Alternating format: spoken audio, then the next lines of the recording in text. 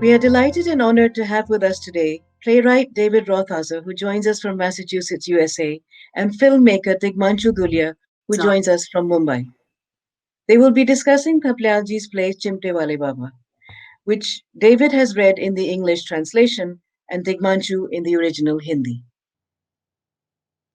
David Rothauser is a writer, actor, filmmaker, and peace activist. His film on the survivors of the 1945 nuclear bombing of Hiroshima and Nagasaki, called Hibakusha, Our Life to Live, was screened at the United Nations in 2010, and Secretary General Ban Ki-moon requested copies for the Disarmament Educational Department. David has been involved with the Women's International League for Peace and Freedom as part of their call for the US government to adopt a version of Article 9, the clause imposed by the Allies after World War II, forbidding Japan from having an army. He has also spoken about and taught courses on violence in American society. David's writing spans stage plays, screen and television scripts, feature articles, and film reviews. He was awarded a National Endowment for the Arts pilot grant for a screenplay about the Sacco Vanzetti case, about which we'll hear a little bit later on. He has also received an Artist Fellowship for his stage play, The First All-American President, which he tells us he discussed at an early phase with Thaplyalji many years ago.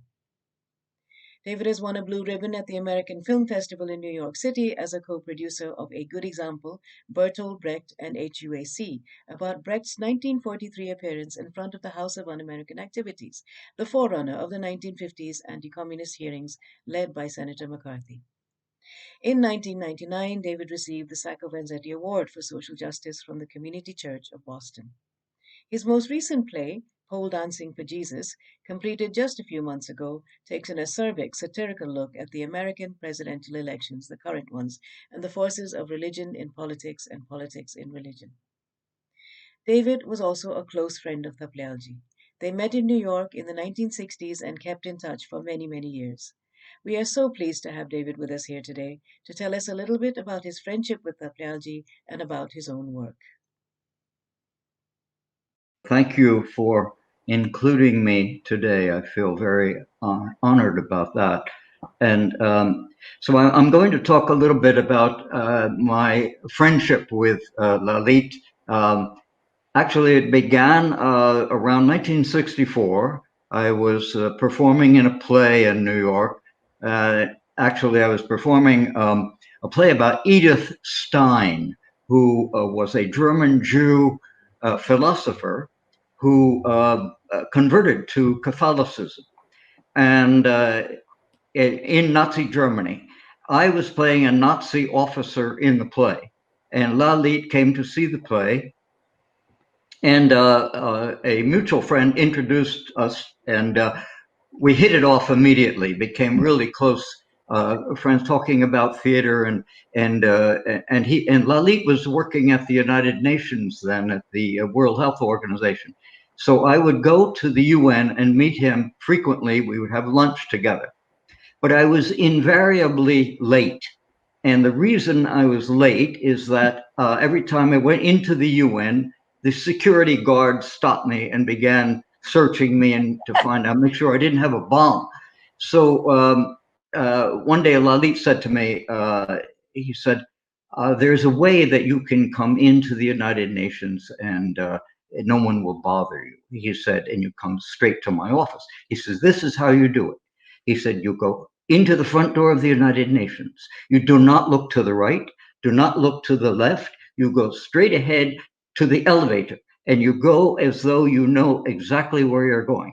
He said, the security guards will believe that you belong here, and you will be free to go, come and go as you please.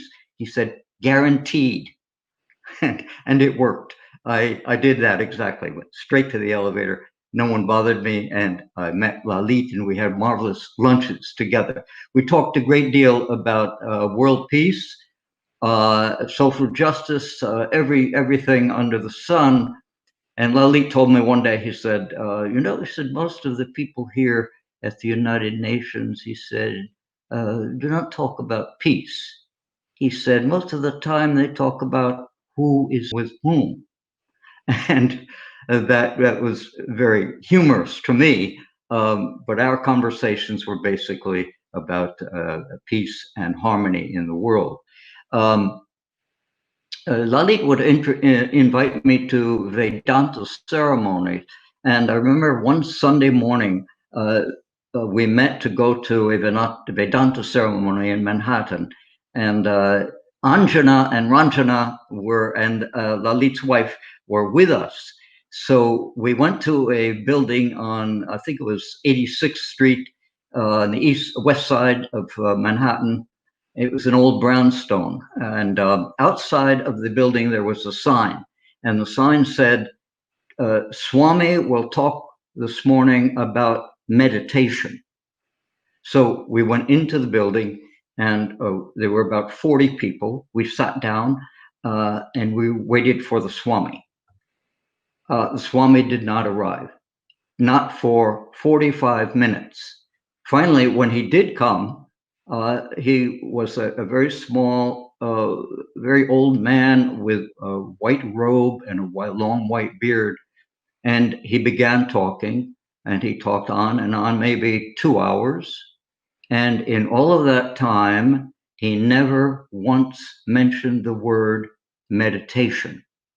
But we were all meditating in the room, believe it or not. It was an amazing experience, an amazing experience. Also, in regards to the United Nations, due to Lalit, he made it possible for me to have my only claim to fame. He organized as a correspondence with myself and one of the teachers at the United Nations School for me to direct a play called How Boots Befooled the King. And who should star in the play but Ranjana? It was a marvelous, beautiful experience. My only claim to fame. It wasn't so much my relationship with Lalit was not so much what he said, it was his manner. He was so kind, and he had this curiosity, endless curiosity about life and about the world around him and the human condition. And when Lalit spoke, you listened. He was not flamboyant. He was not overly theatrical. He was down to earth every time, and it was the beauty that impressed me deeply. I can hear his voice now when he told me to instructed me to go to the elevator without looking to the right or to the left, and it's just I'll never forget his voice at that time. I'm going to read now from his play, In Search of the Miracle Man. And I'll give you an introduction first, and then I will read some characters from the play. In the beginning of the play, the action takes place at Harku's Traveler's Lodge against the backdrop of Himalayan eternal snow-covered mountains on the pilgrim route to the holy shrine of Badrinath. It is the pilgrim season. Pilgrims from far and wide come to pay homage to Chimte Baba, the miracle man. Natu, a devoted disciple of Baba, is saddened that Baba has left for a solitary sojourn in the mountains. When questioned by Harku when Baba will return, Natu says, "There's no such thing as going away or coming back. Whatever is what it is." Meanwhile, an inspector, disguised as a pilgrim, arrives and tells Harku he's looking for a murderer and promises Harku a handsome reward if he will assist him to find the murderer. When Harku tells him Baba left that very day, the inspector suspects the murderer may be Baba. I will read from the last scene in the play. The dialogue is between the inspector, Harku, and Natu. The inspector informs Harku that one of the pilgrims, Manchan, informs Harku that he has committed suicide. He expresses condolences to Mati, the wife of Manchan, now his widow. When reading between the characters, I will say their names once and then switch between characters with a slight pause.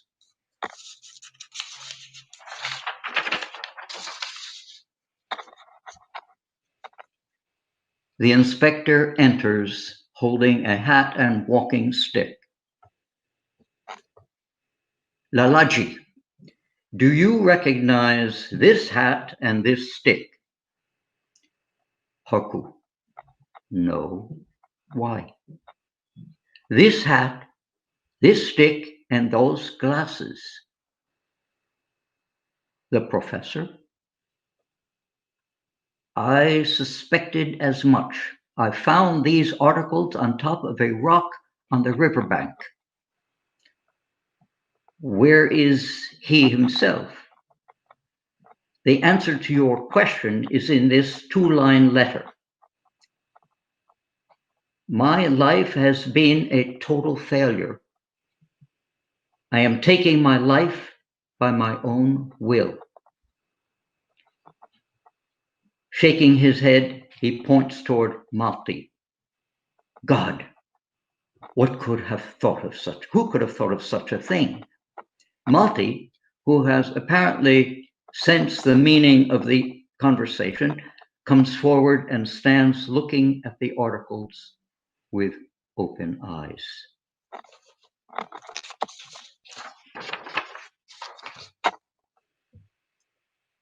Haku, Mati, there is nothing one can say against the will of God.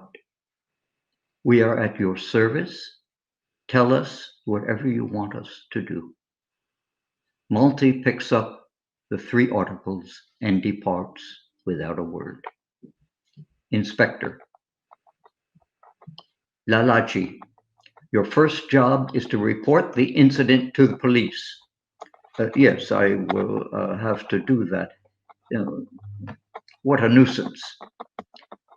Those won't be much of a hassle. There is a suicide note. Yes, but here there's much to do. You haven't heard the big news, have you? Which is, Baba is coming today. Is that so? Is this Natu's news? Yes. Who told him? That he doesn't know. You know he is a bit of a crank, but he is never wrong when Baba is concerned. I wonder how far Natu knows the truth. But an entire gang seems to be involved in whatever the Baba is up to. He is regarded to have been seen at various places, but always eludes the police. Sometimes it seems 2 or 3 Sachus are claiming to be the real Chimte Baba. That may be so, but I fully recognize the one who comes here. Are you or aren't you interested in arresting him? Oh, but of course, Lali, we have to arrest the claimant. He may be a pretender of the real man. God willing, we will succeed. Yes, we do need some input from God because the situation is potentially dangerous. Your man should be ready to move in when it is necessary. If his arrest leads to a public hue and cry,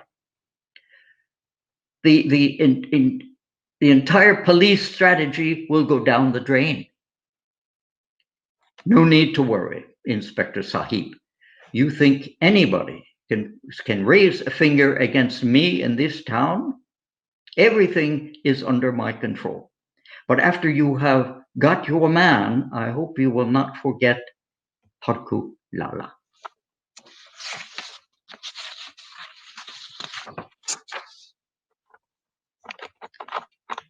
Why would I? The reward money has to be paid by the government, not by me. Rest assured, if we get hold of our man, the sum of the rupees 5 lakh is yours. Let's go now and report the suicide to the police. Harku and Inspector leave.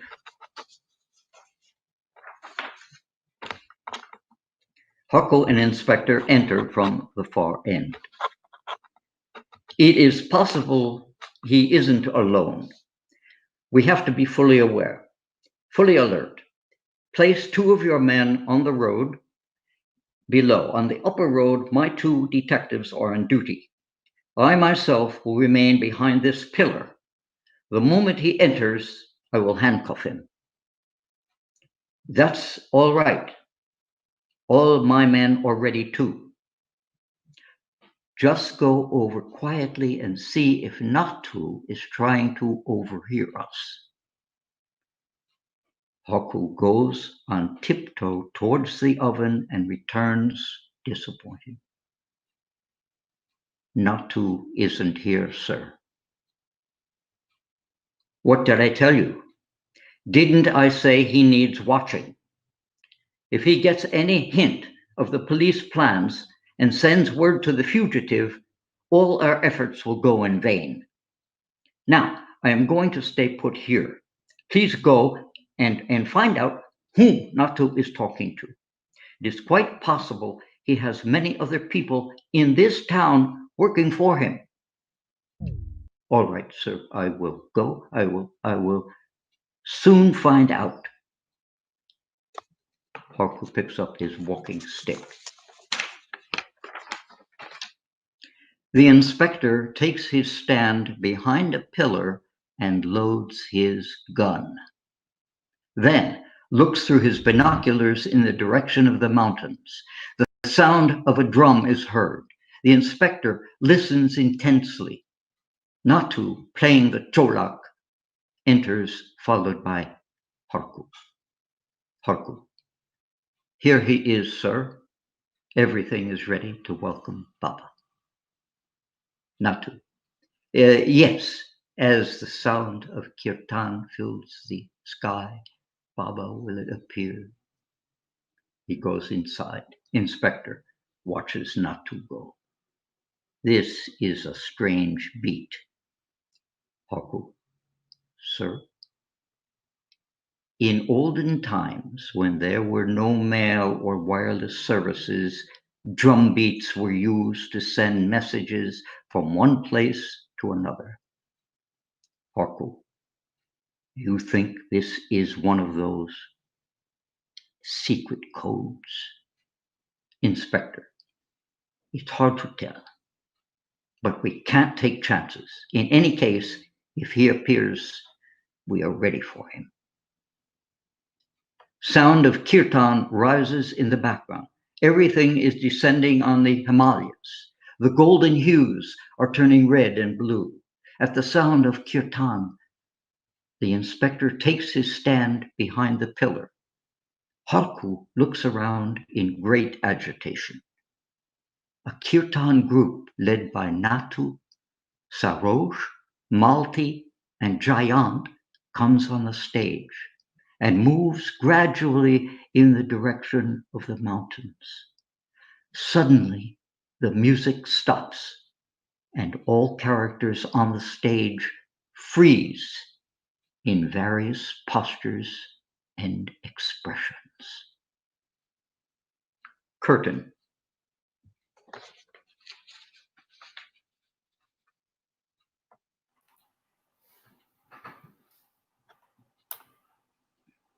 Thank you so much, David. It's lovely to hear a play transcend into a different language, and the way each actor, each director gives a different kind of stress to all the different readings of it and the words. It's a joy to hear. It's an absolute pleasure to have you here today.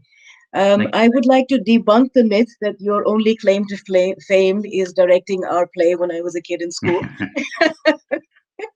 And unfortunately, I was not the star. I was a humble street vendor with a wheelbarrow. But it was a memorable,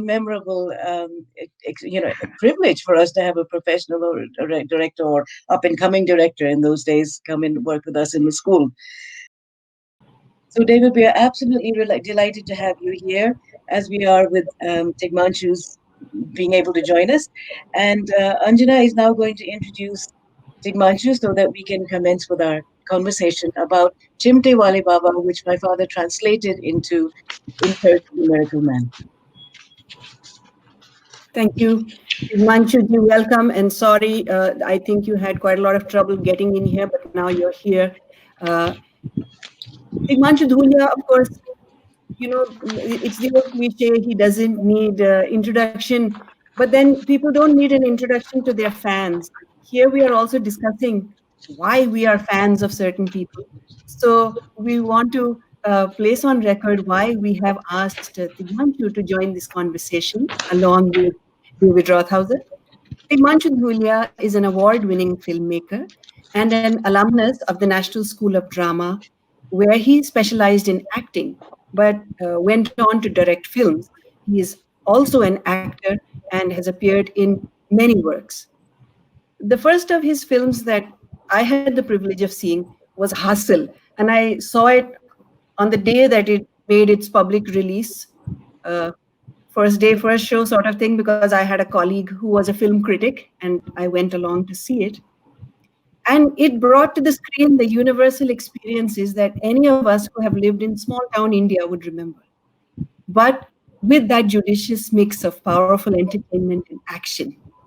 And in it, he also introduced some actors who went on to become very popular in mainstream cinema, including the greatly beloved Irfan Khan. His national award winning film Pan Singh Tomar also has found itself basking in that enviable place of critical acclaim and audience delight. Critics speak of Tigmanshu Dhulia's cinema as politically aware and his idiom as one that is reminiscent of the golden age of Hindi cinema, where dialogue, poetry, and melodious music were an inextricable part of the art. Tigmanshu comes from an illustrious family of Allahabad, where his father, the late Justice Dhulia, and his mother, Srimati Sumitra Dhulia, who is here with us today on the panel, used to live and work. Their family are respected exemplars and mentors of the Gadwali community. And although Tigmanshu has taken the country and the wider world in his stride, Uttarakhand does feel a fond pride in one of its most eminent sons. I welcome you, Tigmanshu. Thank you for agreeing to be here. And I will pass the baton back to Ranjana to carry on the conversation. Thank you so much for having me. Thank you. Well, I think let's go straight for it. As you know, I had previously sent 3 questions over for you to mull over, and the first was: throughout the play In Search of the Miracle Man, 3 concurrent types of storytelling seem to be harmoniously maintained. It is till the very last scene a whodunit. It is a relationship drama. It is also a kind of spiritual study in which there is at the same time, a gentle unfolding of some of the most communicative and powerful messages of the Bhagavad Gita and the Vedanta. Something that I've been looking at now and realizing just how much of that was embedded in Thaplyalji's works. Now, of these 3 types of storytelling, does one of them stand out more for you? Does it speak more to you both in relation to your own work? So, shall we start with David and then we come to Tigmanshu? Sure.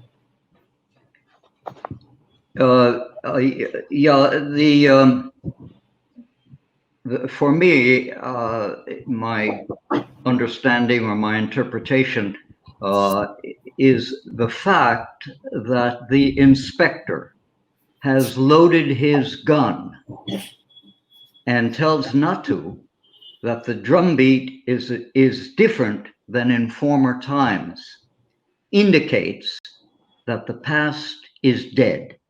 for the inspector, and he's prepared to shoot whoever appears, because in today's world, there's no time to test spiritual truth.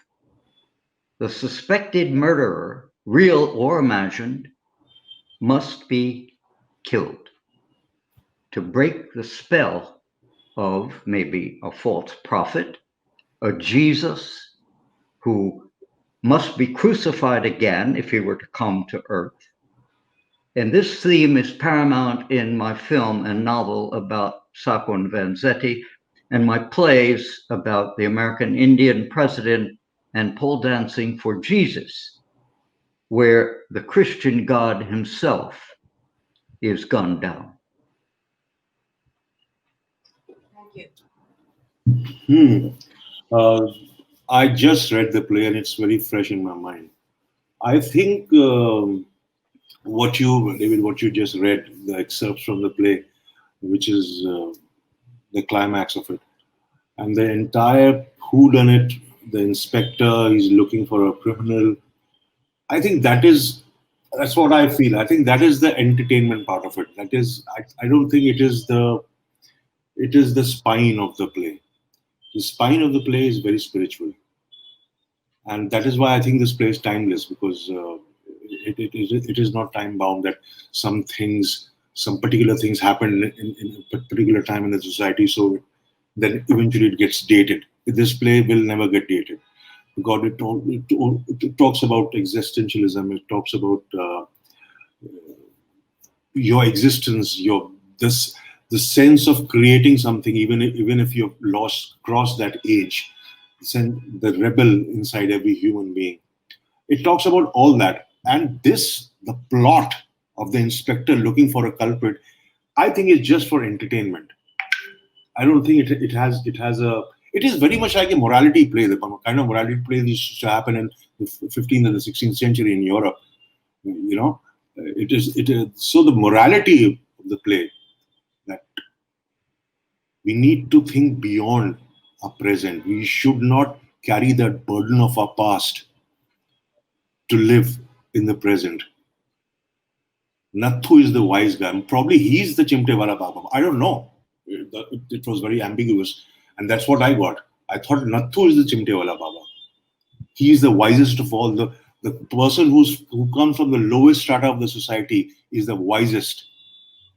So I think this is what I gathered from the play. The entire plotting of the inspector and looking for the culprit is for entertainment. That's what I feel. And carry on, David. I tend to agree. I chose the one part of the play about the whodunit, which is really, you're right, it is more about entertainment.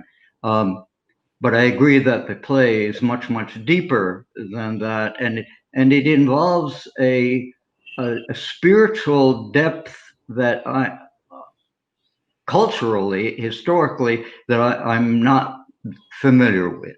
My own personal experience, unfortunately, is not that part of the play. So I chose the part that was easier for me to comment on. Yeah, this is because he's talking about a very philosophy which is very Indian, which is very Hindu. That you have to live to achieve that fate, that glorious fate after death. That is what Hindu philosophy is all about. That you do, which is about karma. You do good karma, and your death will be glorious. I think that is what the play is talking about. If I may, I think there's another idea that I feel somehow is intrinsic to both of your, in some ways, quite different ways of working, but there's also the idea that the present moment is the important one.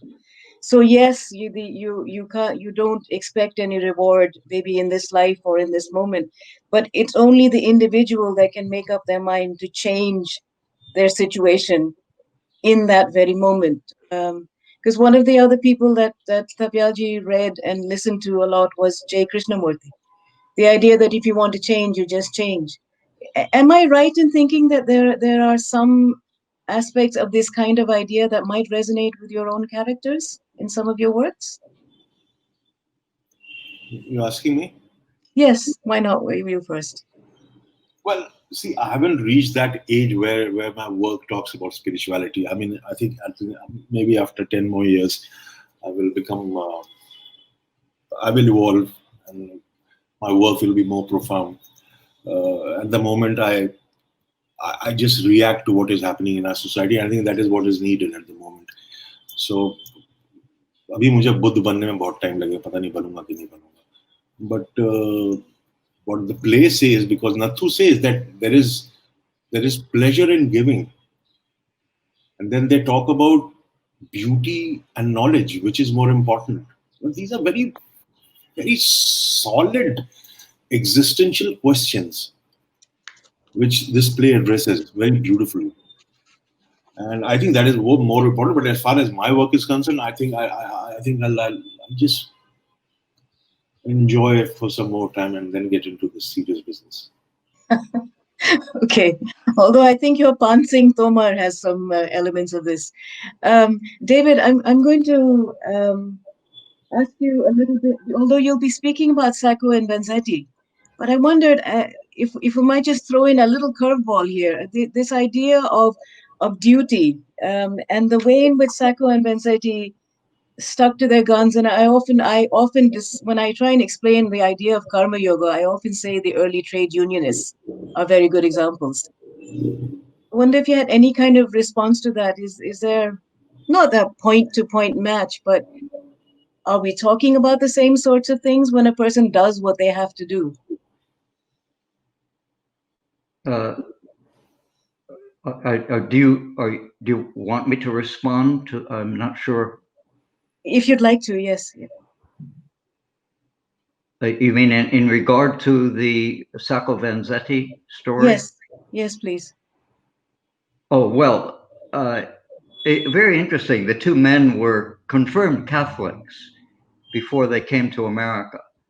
And after arriving in America, they'd been here a number of years, maybe 6 or 7 years before they became involved in the anarchist movement. And there was a professor, an Italian professor, who was more or less their leader, certainly their inspiration, because anarchists do not believe in leadership in the conventional sense that government is portrayed these days.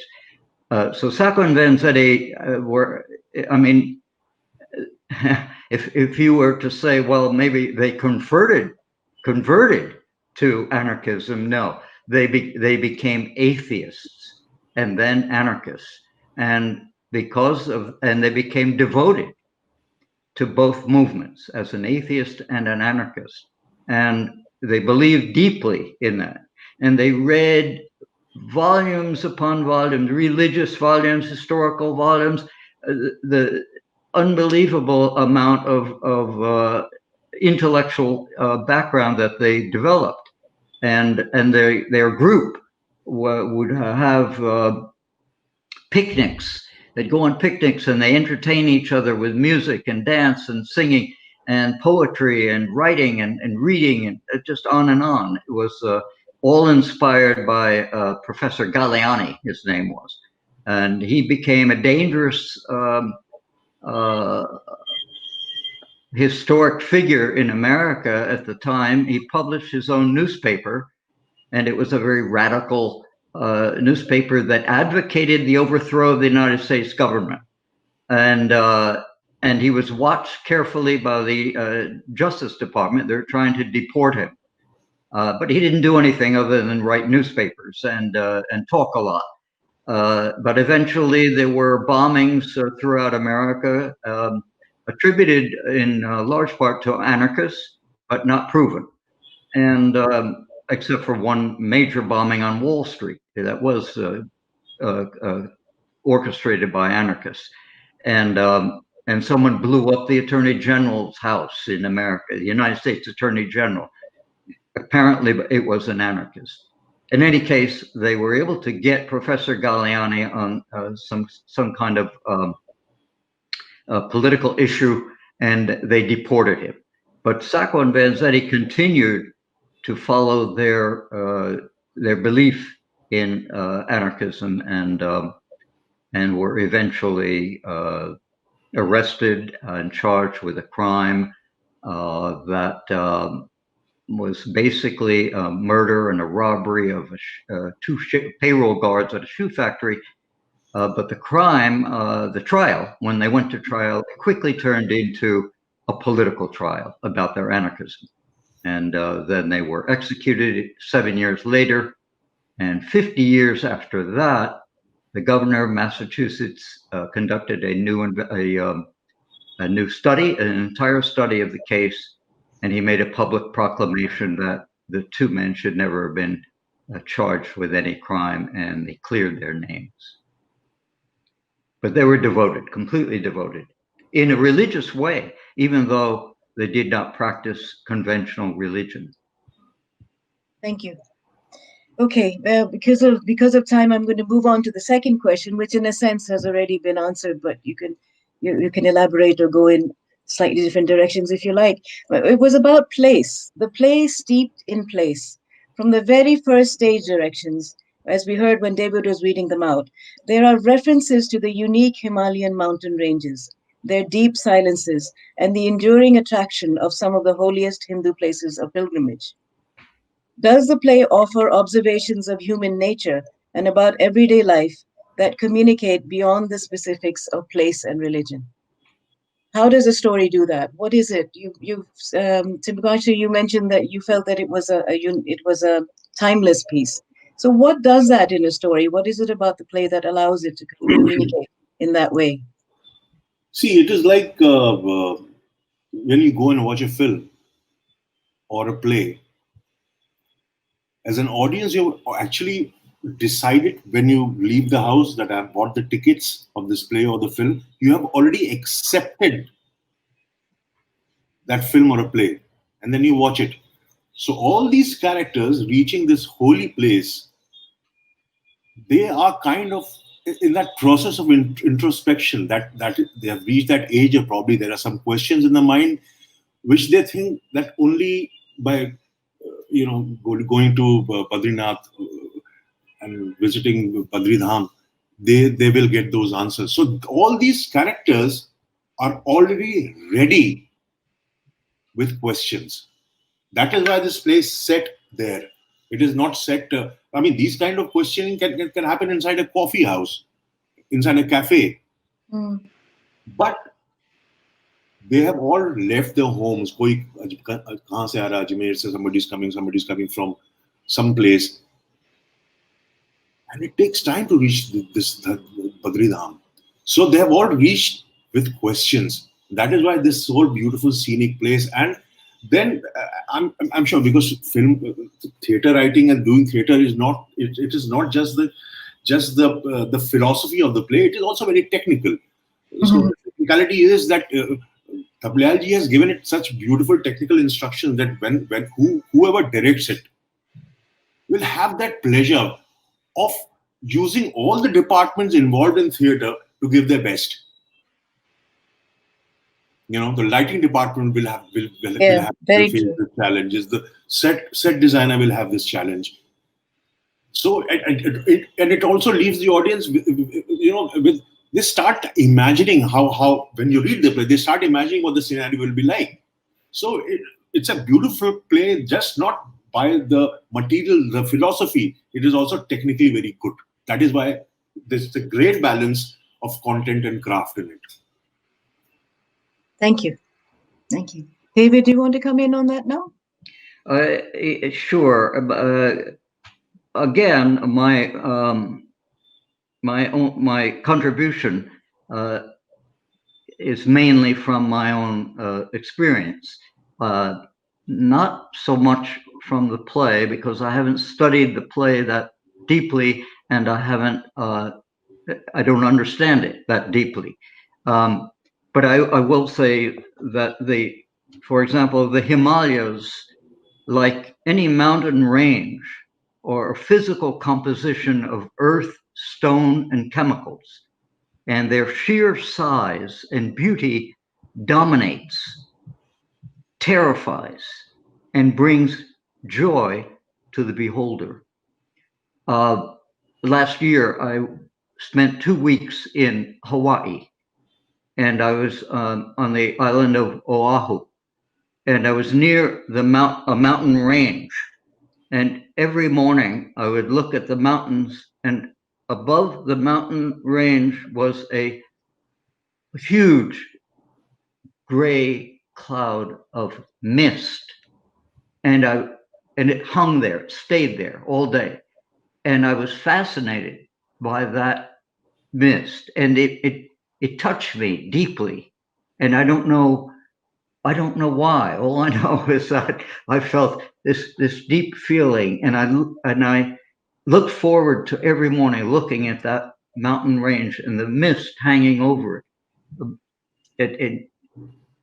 Of course, many other things in my life. I've had experiences with nature that have contributed to a similar feeling. When I lived in Manhattan, I used to go to the Cloister, which is a park, sort of a getaway from Manhattan, from the craziness of Manhattan. And I'd go beyond the Cloister, and I'd go up into way beyond the Cloister into the forest. I'd go walking into the woods, and I'd sit among the trees, and I'd just sit there, and I would look at the Hudson River for hours and just contemplate, and not intellectualizing it, but I felt every moment. And this was a tremendous experience and relief for me to be able to do that. Thank you. And I think any kind of literature that manages to convey that through word or structure is really quite something. Or maybe it's something that links in with a sense that we all have anyway, regardless of age, I would say. But it's to be able to evoke that. It's one of the great things about art, isn't it? Okay, so let's move on to our third question, which again has, in a sense, been answered. It's been touched on, but let's go into it a little more in detail. Do you have any thoughts on why the author has not shown us the miracle man, or why the most profound dialogue comes from the mouth of the humble Nathu? And does the theme of self-knowledge that runs through the play resonate with any of your works? In a way, we touched upon this, so feel free to divert from the question in whatever way you like. But we begin with, why is he never identified?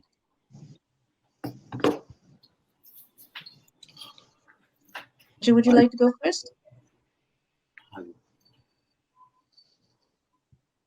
You want me to speak? Oh, yes, please. Yeah. Sorry, I was. Yeah. See, that is the great part of the play, because you don't show Chimte Wale Baba, because I think Chimte Wale Baba, we think we kind of create our own image of the Chimte Wale Baba while reading the play, and Nathu represents his philosophy, or probably he is Chimte Wale Baba. And this is a technique which many writers have used, that when you end the play, you leave it in a very ambiguous way so that people talk about it. So I think that is why it has been done. And Chimte Wale Baba is not a person. Chimte Wale Baba is a philosophy. And towards the end, people are doing that, singing that bhajan, that kirtan, to welcome Chimte Wale Baba. And the people who have no understanding of life, people who are ignorant, think that he's a criminal, like the owner of the dhaba and the inspector, and they are, with the pistol, they take on the pistol and they look at Chimte Wale Baba will come. So there are two sects of two different types of people who have interpreted Chimte Wale Baba in their own way, in two different ways. So it's very nice that you don't show Chimte Wale Baba in person. That's the greatness of the play. Thank you. David? In thinking about the why that Lalit chose not to reveal the Miracle Man, I think it was to maintain the mystery of the miracle man as a spiritual force.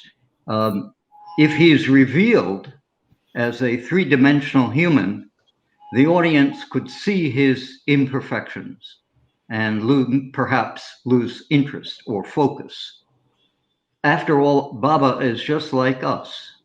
He's nothing unique, or we are all unique. But in any case, or they might feel disappointment to learn that Baba might have been the murderer. Extreme disappointment. I think Nathu is a confirmed disciple, completely focused and aware of Baba's relevance to all of nature and humanity, whether he is seen in the present form or not.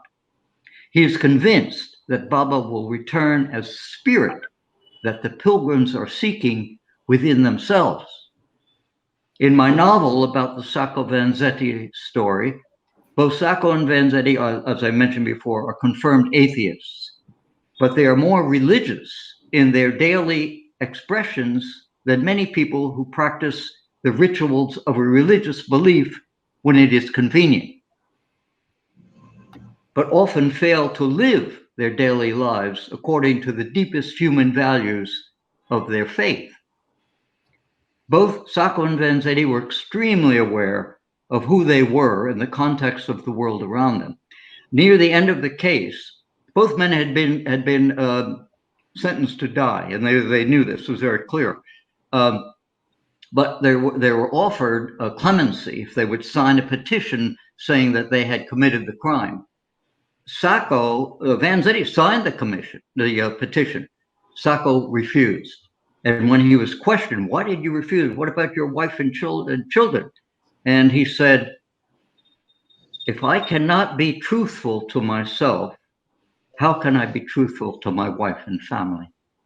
So he would not sign the petition. Both men went to their death. Thank you. Well, with that very fine example, I think we'll have to draw our discussion to a close simply because of shortage of time, but there is so much more that could be said. Thank you so much, both of you. And Tigmanshu, I believe you've come out of a very busy schedule today to fit us in, and we're very grateful. Because deadlines are deadlines, but we really appreciate you giving us your time. Thank you. Pleasure. Thank you. So please stay with us as long as you can, and then we'll let you escape what you need to. I'd like to bring in here Brijman Sharmajee, because this is the one play of Thapalyalji that he translated from Hindi into Garhwali and also into English. And it has touched so many people, whichever language they read it in. So Brijman Sharma he's an actor by passion. And he likes to tell us that when he came to Delhi about 40 years ago, when he was a young man, before he even looked for a job, he looked for a place where he could practice Garhwali theatre. And he found it in Lalit Mohan Thapalyal initially, and then he found other people. Brijmanji is a member of the High Hillers, a theatre group that performs exclusively in Garhwali. And he has also acted in the film that was made, Garhwali film of Khadu Lapata, which to my knowledge is the only film that has been made of Thapalyalji's works, at least his Garhwali works. And Brijmanji has been doing the role of Nathu in the Garhwali Chamatkar for 36 years now, whenever it's staged. मैं भी अपना अभिनय करता रहा, लेकिन मैंने देखा है कि नत्थु जो है कि उसके अंदर थपलियाल जी का सबसे बड़ी खूबी ये थी कि संवाद बड़े उनके मार्मिक होते थे, जबरदस्त संवाद होते से कलाकार के अंदर एक जोश भर जाता था, एनर्जी आ जाती, एनर्जेटिक हो जाता था। इतने सुंदर संवाद जो था कि चमत्कार में आस्था का है। वाणी की देखिए कितनी बड़ी बात है कि उसमें दो किरदार थे, प्रोफेसर और प्रोफेसर की वाइफ। वो संतान की कामना को लेके और यात्रा पे निकलते हैं, लेकिन दुर्भाग्यवश जो है कि प्रोफेसर जो है सुसाइड कर देते हैं, आत्महत्या कर देते हैं। अब वो प्रोफेसर की जो वाइफ है वो जो है कि वहां उलझ जाती है, उसके मन में कई प्रश्न रह जाते हैं। जिन प्रश्नों का उत्तर करने गई थी वो प्रश्न तो बिल्कुल छोड़ दिया उसने, वहां चमत्कार होने लग गया उसमें। लेकिन इस बीच वो जो है कि आपस में इतनी परेशान हो गई कि मैं कहाँ जाऊं, उसके प्रश्नों के ऊपर भारी पड़ गया। मैं कहाँ जाऊं। तो जैसे उसकी वाइफ कहती है कि रस तो खुलेला जग खुलेला, मेरे को तो सभी बात कांड लगे आंचन। तो नथु क्या जवाब देता है? नथु कहता है, परेशान जब रहती है वो, तो उसका उत्तर उसको स्वयं मिल जाता है। नथु का संवाद होता है, दीदी जब पानी एक जगह रुझान उन जानो रास्ता नहीं पाउन तो कगजान वकीम हुई धरती माँ गहरा और गहरा मन जब शांत हो और गहर जान कब जाऊं क्या करूं, ये सब सोलो जवाब अभी मन में चला। और मात्र इतने बोलने से, नथु के मात्र इतने बोलने से उसको उसके प्रश्न का उत्तर मिल जाता है, और वो साथ में जो है कीर्तन मंडली के साथ हो लेती है। इसके अंदर मतलब नाटक के अंदर बहुत कुछ बातें कही हैं। नथु कहता है ना कि ब्याह और भूल का बीच जो जगत है सिर्फ वही भरोसा लायक है। तो उसकी मतलब कई बार क्या होता है, इस तरह के संवाद बहुत कम सुनने को मिलते हैं, बहुत कम पढ़ने को मिलते हैं। मेरा तजुर्बा रहा है और मैं अपने को सौभाग्य मानता हूँ। और ये बात भी मैं आपको देता हूँ कि जब मेरे प्रश्नों का व्यक्तिगत जीवन में जब मेरे प्रश्नों का उत्तर नहीं मिलता, तो कई बार मैं चमत्कार के संवादों को अपने ऊपर लेता हूँ, और मुझे कई बार क्या होता है कि कभी कभी उत्तर मिल भी जाता है। Thank you. Dhanyawad. Brijmanji was referring to that part of the play In Search of the Miracle Man, where Nathu talks to Malti and she's so distressed after her husband's suicide. And she says, where can I go? Because the roads have all broken, there are floods and nobody can get out of that little town. And she says, is there no way to get out? I need to get out of here. And he says, it's good that, I mean, Nathu is generally pointing out to her, if the water is stuck somewhere, if it's unable to find a path to flow forward, where does it go? It goes deeper and deeper and deeper into the same soil.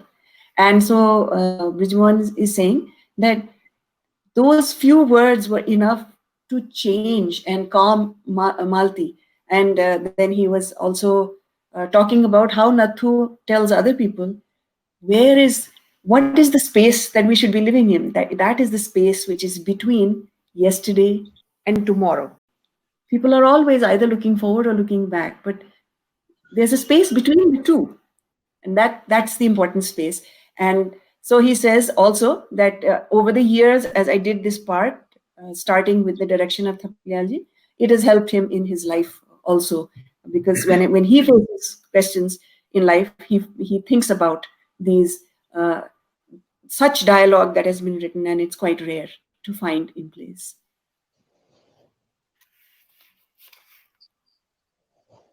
Please, David. Yeah. I'd just like to respond to what you were saying. When I think of the world around me and the power of nature, and what happens that during a disaster, a flood, a hurricane, a volcano erupting, what happens in my sense for myself is that it's nothing I can prevent. It's nothing I can resolve. But when it happens and it is caused by other humans, I can do something about it. I can protest it. I can fight against it. I can do something to change the disaster. But when it's Mother Nature, I have no power. And I accept that. And that's just my reaction, my response to what you were saying. Yes, absolutely. I would have loved to, I mean, this play can be talked about at length, and one day I think we really ought to organize a get-together of all the people who have acted in it in different languages. But perhaps we now need to move on to another play of Mr. Thapalyal, which was also about, spiritual dilemmas, but it was written in a different way. It was a much more down-to-earth way.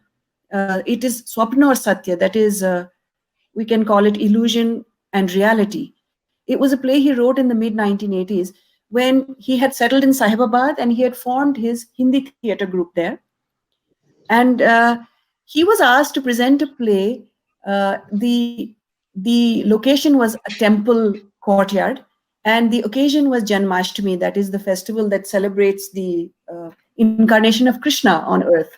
So he wrote a play about a rich businessman who donates money to have a temple built. But on the eve of the day that the temple is going to be inaugurated, he suddenly has this crisis in life and he says, I don't believe in God anymore.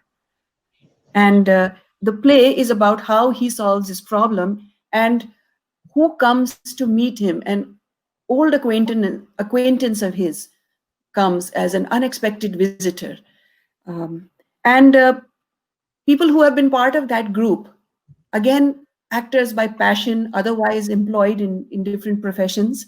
Two of them have put together a rehearsed reading, which they recorded. One of them fell ill, so he wasn't able to join our panel. But Dinkar Jain is here for us. Before we see the video, Dinkar will be speaking a little bit about his experience of the play or with Thapalyal ji. Please go ahead, Dinkar. ऐसे तो मैंने ये play कई बार किया है, अलग अलग role किए हैं, लेकिन 2015 में मुझे इसमें अंजना राजन जी के निर्देशन में सन्यासी के रोल करने का मौका मिला। अब मैं एक्चुअल में उसके जो संवाद हैं उनकी गहराइयों को समझ पाया हूँ। Life is like a bubble.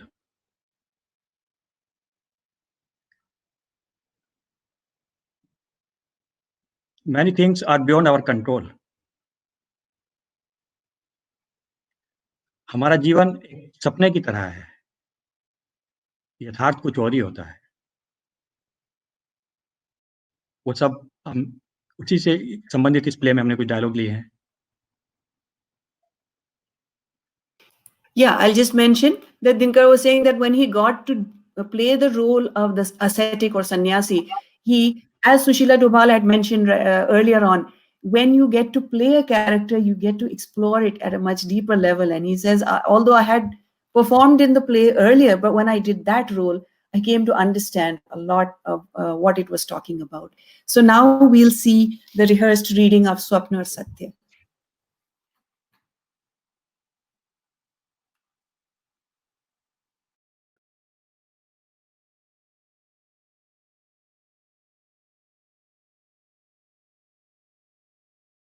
Gopinath, पहचान गए?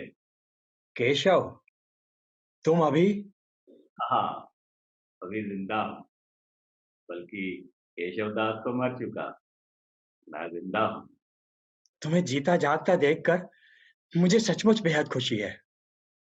मैं अक्सर तुम्हारे बारे में सोचता था। मैंने सचमुच तुम्हारे साथ बड़ा अन्याय किया केशव दास, मुझे क्षमा कर दो। क्षमा? अरे मैं तो तुम्हें धन्यवाद देने आया, मेरे प्यारे दोस्त। यदि तुमने केशव दास को अपने व्यापार की होड़ में बर्बाद करके दर का भिखारी न बना दिया होता, तो क्या मैं वहां पहुंच पाता जहां मैं हूँ? व्यंग मत करो केशव, मुझे अपने किए पर सचमुच गहरा संताप है। ये समझना तुम्हारी भूल है गोपीनाथ कि तुमने मुझे बर्बाद किया। फिल्म के कुछ टुकड़े दिखा रहे हैं। इस सब के पीछे एक और ही शक्ति काम कर रही थी। उस समय मैं भी उसे देख नहीं पाया था जब, और कह रहा था भगवान, मेरा दुख बर्दाश्त की हद से बाहर हो गया। जानते हो उस समय क्या हुआ? मेरे ही हाथों गाड़ी का एक्सीडेंट हुआ, पत्नी और बेटा चल बसे। ऐसा अन्याय है, इसीलिए ऐसी ही बातें देखकर मेरा भगवान पे विश्वास नहीं रहा। अगर भगवान है तो इतना दुख क्यों? उस समय मैंने भी ऐसा ही सोचा होगा गोपीनाथ, क्योंकि उस समय मुझे मालूम नहीं था कि भगवान मेरे लिए क्या भविष्य रच रहे थे। वो सब कुछ जो मैं अपना समझता था, वो सब मुझसे छीनकर मुझे वो वस्तु दे दी जिसे पाकर और कुछ पाने को नहीं रह जाता। जो मेरे कष्ट की पराकाष्ठा थी, वही मेरी मुक्ति का द्वार था। परंतु इतना दुख, ऐसा दारुण दुख आवश्यक है मुक्ति पाने से पहले। मनुष्य का दुख छोड़ो, पहले मेरी बात समझो। जो दुख गुजर गया वो दुख कहाँ रहा? तुम मेरे दुख की बात सुनकर भगवान से नाराज हो रहे हो, और मैं उसी दुख को वरदान मान रहा हूं। और क्योंकि तुम उस दुख को लाने में सहायक थे, इसलिए मेरा हृदय तुम्हारे लिए प्रेम से लबालब भरा हुआ है। सच मानो। विश्वास नहीं होता कि तुमने सचमुच मुझे क्षमा कर दिया। से हो जिसे तुमने एक दिन पैरों तले रौंद दिया था, वो आज तुम्हें क्षमा करने की स्थिति में। इस बात को तुम्हारा अहंकार स्वीकार नहीं कर पा रहा है। नहीं केशव, ऐसा भाव मन में आया जरूर था, लेकिन मैंने उसे हटा दिया। पर मेरी एक बात का जवाब दो। माना कि तुम्हें तो दुख के सागर में मोती मिल गया, पर सभी तो तुम्हारी तरह ज्ञानी नहीं हो सकते। संसार में इतने दुखी लोग हैं, क्या हम उनसे जाकर कहें कि अपने दुख को भगवान की देन मानकर प्रसन्न रहें? पहले अपनी समस्या सुलझाओ गोपीनाथ, तभी दूसरों को समझाओगे। कैसे?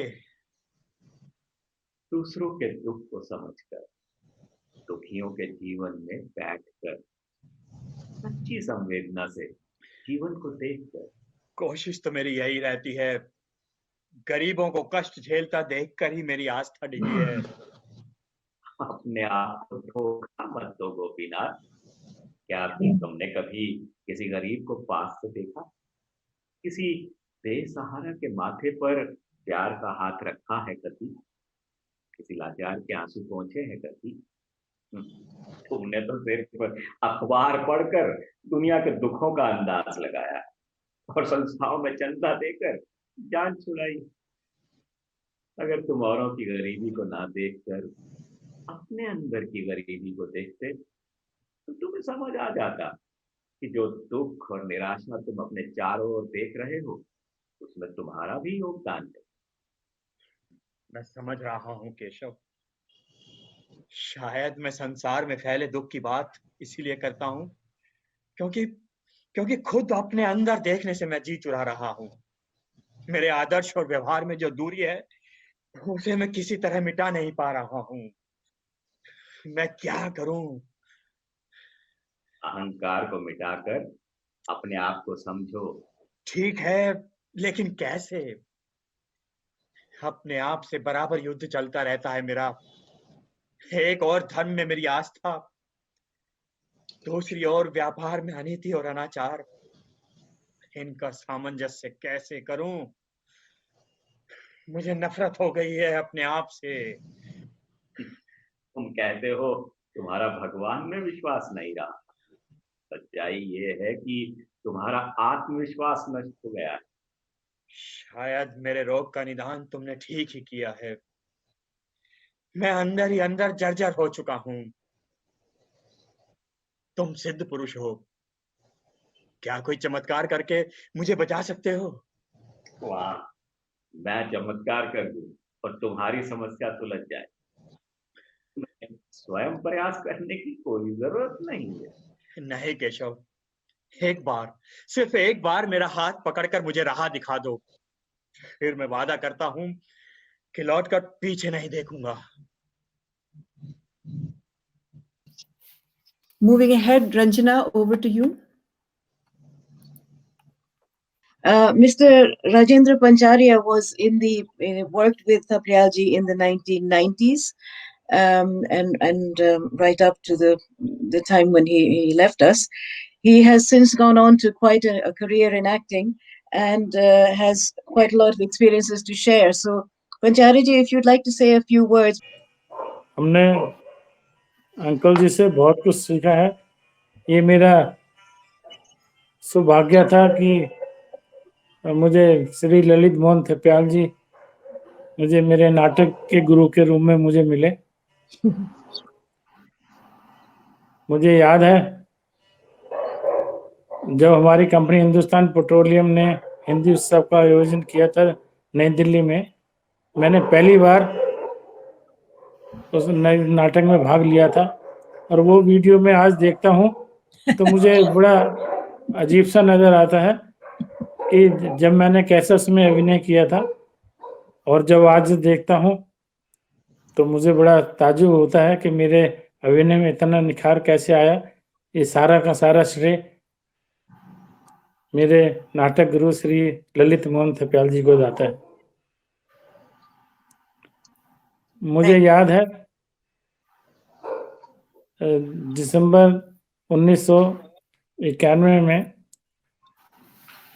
मैं साइकिल ठीक कराने के लिए मार्केट में गया था, तो अंकल जी के घर के बाहर एक साइकिल वाला बैठता था, तो मैंने उससे पूछा, मैंने कहा ये कैसा बोर्ड लगा है, यहाँ पे किस टाइप के नाटक सिखाए जाते हैं? तो उसने कहा कि आप बेल बजा दीजिए और अंकल जी आएंगे, उनसे आप बात कर लीजिए।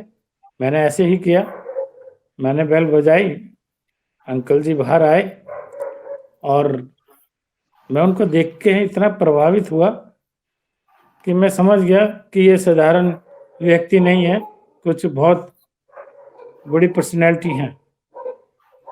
मैंने उनको कहा कि मैं अभी नाटक सीखना चाहता हूँ, तो उन्होंने कहा कि ठीक है, रोज़ शाम को रिहर्सल होती है, आप आइए। और देखिए मैंने ऐसे ही किया, मैं शाम को वहाँ पहुँच गया और वहाँ पर मैंने देखा कि बहुत बड़ा थिएटर रूम बना हुआ है, उसमें 7-8 आदमी रिहर्सल कर रहे हैं और उसमें कुछ मेरे पहचान के भी थे, जिसमें श्री दीपक सेठी और संजीव देव चौधरी साहब, क्योंकि ये रोज़ सुबह मेरे साथ ट्रेन में ऑफिस के लिए जाते थे और रिहर्सल देख के मुझे बहुत अच्छा लगा और मैंने सोचा ये नाटक मैंने ज़रूर सीखना ही है। और जब से ही ये अभिनय का कीड़ा मेरे में आया और जब काफ़ी दिन हो गए रिहर्सल करते करते, क्योंकि जिस नाटक की रिहर्सल चल रही थी उसके सारे रोल बढ़ चुके थे, मैंने अंकल जी को कहा क्या मुझे भी कोई रोल मिलेगा? उन्होंने कहा हाँ क्यों नहीं मिलेगा, पर उस समय कोई डायलॉग नहीं होगा। मैंने सोचा ये ऐसे कैसे मैं अभिनय करूँगा जिसमें कोई रोल ही नहीं होगा। तो मुझे बड़ा आश्चर्य हुआ, पर अंकल जी ने मेरे लिए उस नाटक में रोल लिखा, क्योंकि उसके सारे ही जो रोल थे वो बढ़ चुके थे। तो उसमें जो रोल मुझे दिया गया था वो सिर्फ ये था कि एक गार्ड्स ने, रेलवे गार्ड ने झंडी हिलानी थी बस। अंकल जी ने कहा कि आपने इसमें ही अपने अभिनय दिखाना है। मैं सोच में पड़ गया कि कैसे मैं इसमें अभिनय दिखाऊंगा, पर मुझे जब ताज्जुब हुआ जब मैं स्टेज पे गया और मैंने वो झंडी हिलाई तो लोगों ने खूब सराहा मेरे अभिनय को और बहुत जोर से तालियां बजाई। अंकल जी में यही खूबी थी, अंकल जी में एक खूबी थी कि उनके पास किसी को भी ले आइए, उसके अंदर जो प्रतिभा छुपी होती थी वो उसको निकाल लेते थे। ऐसे ही मेरे साथ हुआ, जैसे अभी किस्सा मैंने बताया आपको। अंकल जी एक खुले विचारों के आदमी थे। वो कहते थे कि अगर अभिनय करना है तो अपने विचारों को खुला छोड़ दो और पूरा जो रोल आपको दिया गया है आप पूरा उसमें इन्वॉल्व हो जाइए। और हमने ऐसे ही किया, हमने अंकल जी से बहुत कुछ सीखा। अंकल जी महान रचनाकार थे, निर्देशक थे और उन्होंने जो नाटक जो कई साल पहले लिखे और आज हम पढ़ते हैं या करते हैं या देखते हैं तो ऐसे ही लगता है कि जैसे आजकल के माहौल पे लिखे गए हैं।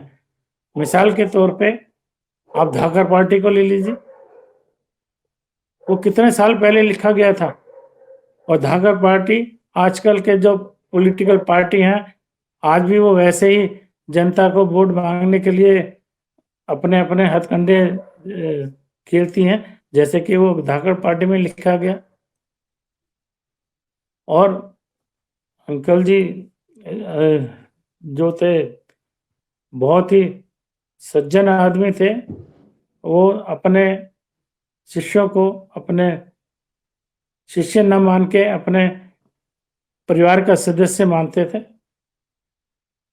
और अंत में मैं यही कहूँगा कि अंकल जी ने जो ये अभिनय रूपी पौधा मेरे अंदर लगाया था, वो आज वृक्ष बन के फल फूल रहा है। और इसी वजह से मैं आजकल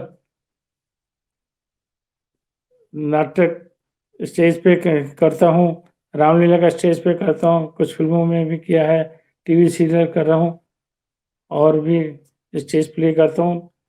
तो इसका सारा का सारा श्रेय मेरे नाटक गुरु श्री ललित मोहन थपलियाल जी को जाता है।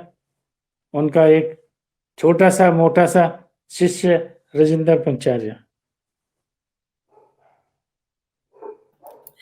Mr. Pancharya, just in a nutshell, he said some very significant things. And one of them was this, that he said Mr. Thapalyal had a knack for finding, many people have noticed, knack for finding what is special about each person and then drawing out those talents. And he had told him actually that you don't have to worry about you, because when people see you, you have a very improving personality. That he did. So he told us about how he had, the first role he did had no words. And he had to do it that way. And it gave him confidence in himself. And now he's, because of the confidence that he got there and the experience that he received there, he is able to get parts. And he's noticed by casting agencies also. I've seen that myself, because of this presence that he has developed.